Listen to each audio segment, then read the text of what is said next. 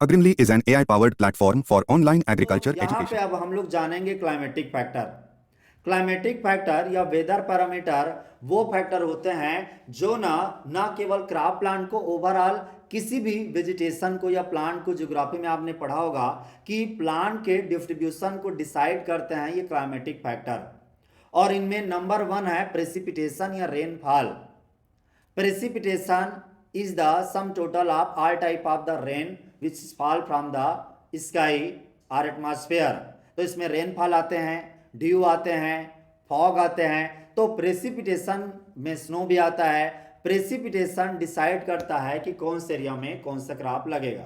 जैसे भारत का कोई एरिया देखिए जो कि प्लेन एरिया है, और वो प्लेन एरिया है और वहां पे बरसात ज्यादा होती है, उस एरिया में कल्टीवेशन किस क्रॉप का ज्यादा होता है? राइस का, क्योंकि वो प्लेन एरिया है, वहां पानी जमीन में रहती है। जैसे भारत का कौन सा एरिया प्लेन है? आप यूपी का देख लो, वेस्ट बंगाल का देख लो। तो वेस्ट बंगाल, उड़ीसा, छत्तीसगढ़, मध्य प्रदेश, यूपी, ये एरिया क्या है? ये एरिया प्लेन रीजन है। पंजाब हरियाणा प्लेन एरिया है। तो इस एरिया में हैवी रेनफॉल और इवनली डिस्ट्रीब्यूटेड रेनफॉल होता है, इसलिए इस एरिया में राइस कल्टीवेशन होता है। लेकिन कुछ एरिया जहां पे ज़्यादा पानी गिरता है लेकिन वो एरिया हिली है, जैसे कि आप वेस्टर्न घाट वाले रीजन देख सकते हैं। यदि आप नक्शे देखते हैं इस तरह से, तो ये जो वेस्टर्न घाट रीजन है, ये एरिया में हैवी रेन है और यहाँ पे हैवी रेन है इस एरिया में। और साथ साथ में इस एरिया में नॉर्थ ईस्टर्न रीजन में यहाँ पे टी, कॉफी, रबर, इनका कल्टीवेशन ज़्यादा होता है। तो हाई रेनफॉल में प्लेन रीजन में राइस का कल्टीवेशन। तो इस तरह से मैंने बताया आपको कि कैसे प्रेसिपिटेशन डिसाइड करता है कि कौन से एरिया में कौन से क्रॉप लगेगा। अब आप ये भी देखते हो कि कुछ एरिया है जो कि ड्राई लैंड है, जहां पे रेनफॉल काफ़ी कम होती है। जैसे आप देखते हो इस एरिया में, ये राजस्थान का एरिया जो थार डिजर्ट वाला एरिया है, वहां पे लो रेनफॉल होती है, अनइवन डिस्ट्रीब्यूशन होती है। इस एरिया में आप पर्ल मिलेट कल्टीवेट करते हैं, बाजरे की खेती करते हैं। गुजरात का ये वाला एरिया, मध्य प्रदेश का ये वाला एरिया, इस एरिया में कर्नाटक का ये एरिया, इस एरिया में सोरगम या माइनर मिलेट की खेती होती है, रागी की खेती होती है, कोदो कुटकी की खेती होती है, मिलेट का खेती होता है, क्योंकि यहाँ पे पानी कम गिरता है, यहाँ पे रेन कम है। तो इसलिए तो इस तरह से प्रेसिपिटेशन डिसाइड करता है कि कौन से क्रॉप किधर पे बेटर ग्रो करेगा और किधर पे वो बेटर रहेगा, बेटर इल्ड देगा। डिजर्ट एरिया में देखा जाता है, जो डिजर्ट एरिया है वहां पे एक्सट्रीम क्लाइमेटिक कंडीशन होते हैं। वहां ज्यादातर मैक्सिमम एरिया में तो ग्रासेस और झाड़ी उग पाते हैं, तो वहां पे आप कोई फसल को नहीं कर पाते। ज्यादातर आप थोड़े बहुत राजस्थान को उस एरिया में बाजरा ही लगा पाते हैं। अब आपको बताऊंगा एक और महत्वपूर्ण फैक्टर, टेम्परेचर। टेम्परेचर दूसरे नंबर का जाना माना क्लाइमेटिक फैक्टर है, जो डिसाइड करता है कि कौन से एरिया में कौन सा क्रॉप लगेगा। जैसे मैंने इसके पहले बताया था कि ऑन एन एवरेज उस एरिया में कोई क्रॉप नहीं लग सकता जहां पे टेम्परेचर 6 से 8 डिग्री से नीचे जाती है, या जहां पे मिट्टी पूरी तरह से फ्रोजन हो जाती है लगातार 5 महीने के लिए। तो उस जगह में आप कोई क्रॉप नहीं लगा सकते। जैसे अंटार्कटिका रीजन है, जैसे कि उधर का जो ग्रीन वाला एरिया है, जैसे कि आप इंडिया में जो हिमालयन रीजन है, वहाँ पे लगातार 5-6 महीने से क्या लगता है, वहाँ पे फ्रोजन कंडीशन में रहता है। ऐसे एरिया में कोई क्रॉप लगाने की आप सोच भी नहीं सकते। वो अलग है, अलग बात है कि लद्दाख रीजन में कुछ कुछ जगह में कुछ क्रॉप तो लगती है, भले वहाँ पे फ्रोजन कंडीशन रहता है, फिर भी कुछ गर्म स्थिति पाते हैं और कुछ क्रॉप को लगाते हैं।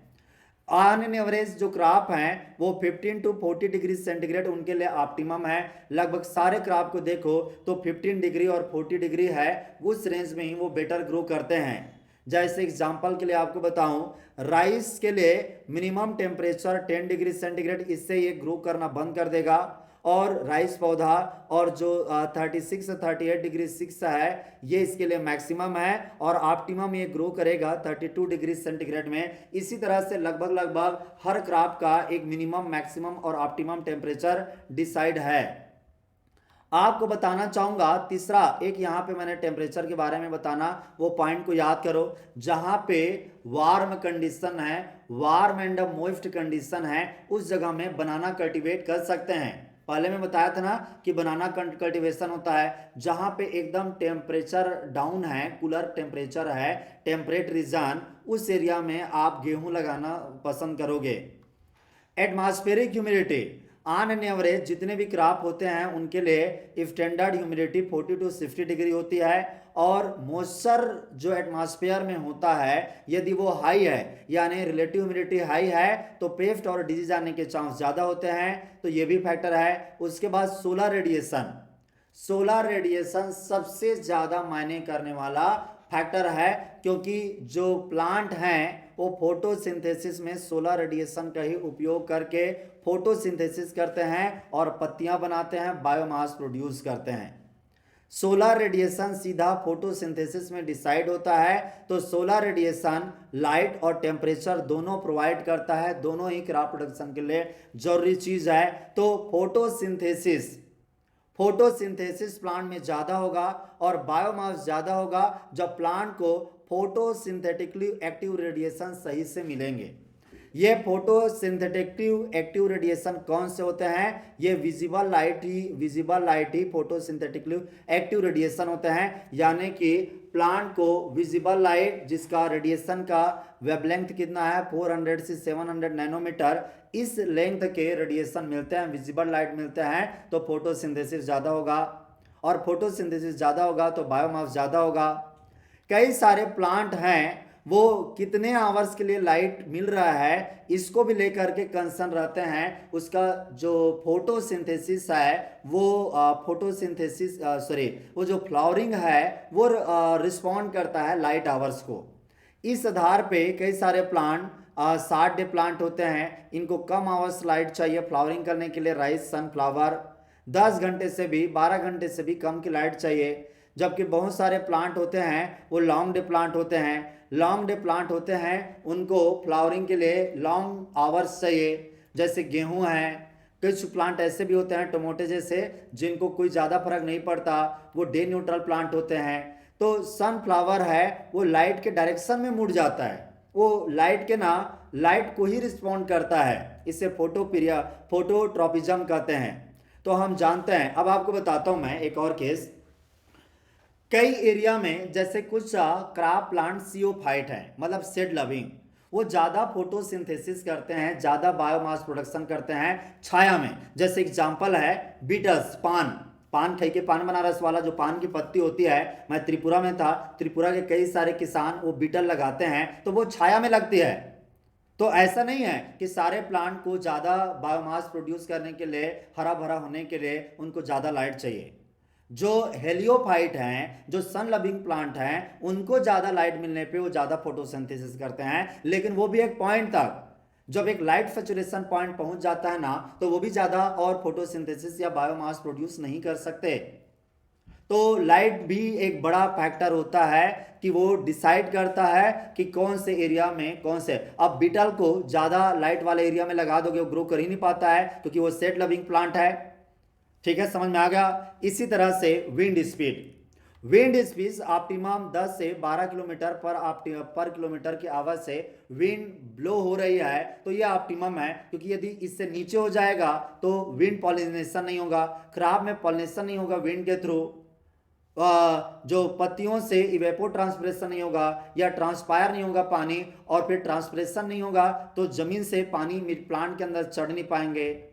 तो विंड का ब्लो होते रहना जरूरी है, विंड एक ऑप्टिमम विंड होना जरूरी है, लेकिन एक्सेस विंड हुआ वो भी क्रॉप को डैमेज करता है। आपको पता चलना चाहिए more than 50 kilometre per hour के हिसाब से ज़्यादा स्पीड चला तो वहाँ पे क्रॉप लॉज होने लग जाते हैं, क्रॉप गिरने लग जाते हैं।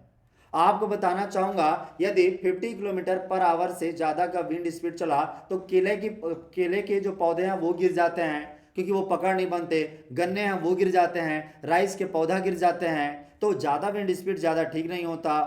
विंड जरूरी है मिनिमम क्रॉप को पॉलिनेट करने के लिए, बीज को डिस्पर्स करने के लिए, और साथ ही साथ जो एग्रीकल्चर प्रैक्टिस में जो विनोइंग होती है, separation of the grain from the husk का, उस प्रक्रिया में भी जरूरी है। एटमॉस्फेरिक गैसेस 6वें नंबर का क्लाइमेटिक फैक्टर हैं। जो एटमॉस्फेयर में गैस हैं उनमें सबसे ज़्यादा पाया जाता है N2, आप जानते हैं 78%।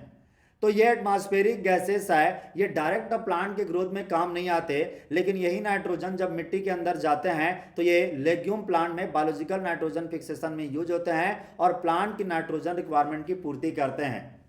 दूसरे नंबर पे यहाँ पे पाया जाता है ऑक्सीजन। तो आप जानते हैं ऑक्सीजन डायरेक्टली प्लांट को जरूरत नहीं पड़ते, बल्कि प्लांट रिलीज करते हैं, लेकिन प्लांट के ग्रोथ में जो कई सारे माइक्रोब होते हैं, एरोबिक माइक्रोब जैसे राइजोबियम वगैरह, तो इनको डायरेक्ट चाहिए ऑक्सीजन, O2 चाहिए। तो प्लांट के ग्रोथ में सपोर्ट करने वाले को भी O2 चाहिए, और हम जानते हैं एटमॉस्फेयर में 21% क्या है, ऑक्सीजन है। अब एटमॉस्फेयर में CO2 है, CO2 0.03% है। ये मेन चीज है एटमॉस्फेयर का जो प्लांट के बायोमास प्रोडक्शन में मेन कंपोनेंट है। कार्बन डाइऑक्साइड ज्यादा तो बहुत सारे प्लांट में फोटोसिंथेसिस ज्यादा। आपको बताना चाहूंगा जो C3 प्लांट होते हैं का राइस व्हीट, ये CO2 अनसैचुरेटेड होते हैं। ज़्यादा फोटो से ज़्यादा कार्बन डाइऑक्साइड बढ़ने से ना C3 प्लांट में फोटोसिंथेसिस ज़्यादा होता है, बायोमास प्रोडक्शन पत्तियों का निर्माण ज़्यादा होता है, जबकि C4 प्लांट जैसे मेज है, सुगरकेन है, वो CO2 सैचुरेटेड होते हैं। CO2 बढ़ने से उनके मात्रा में उनके प्लांट ग्रोथ में ज़्यादा या बायोमास प्रोडक्शन में ज़्यादा फर्क नहीं पड़ता। Agrimly IS is offering you agriculture optional classes for your IS, IFOS, state PCS exams. The class will be taught by Roop Singh Maitri sir, an ex-scientist from ICAR. For details contact us on mobile number 7303314331 or visit our website www.agrimly.com. Smart Notes for IS Agriculture optional for your IS, IFOS, state PCS exams is available. Notes are AI-powered, errorless, and have reliable referencing. To order, please contact via WhatsApp or call at 7303314331. For online reading of the ebook, download our Agrimly app from the Google Play Store. Get a heavy discount on it. Smart Test Series for IS Agriculture optional is also available in offline and online mode.